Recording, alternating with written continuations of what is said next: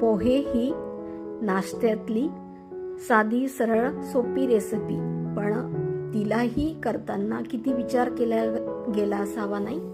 कारण त्यामध्ये फक्त आपण जरी जिरं, मोहरी, शेंगदाणे, कढीपत्ता, हिरवी मिरची, कांदा, हिंग, कोथिंबीर, लिंबू, साखर, खोबरं या गोष्टी घालतो, तर का घालत असावेत बरे?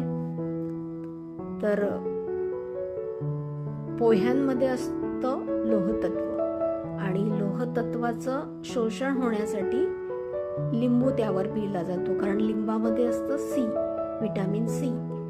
आणि खोबरं का घालत असावे? तर आपल्यातल्या काही जणांना पोहे खाल्ल्यामुळे ॲसिडिटी होते, तर खोबरं जर घातलं तर ती ॲसिडिटी होत नाही, म्हणून त्यावर खोबरं घातलं जातं. अशा प्रकारे ही साधी सोपी सरळ रेसिपी असली तरी किती विचार करून केली गेली, नाही का? आवडलं असेल तर लाईक करा, शेअर करा, कमेंट करा. थँक्यू.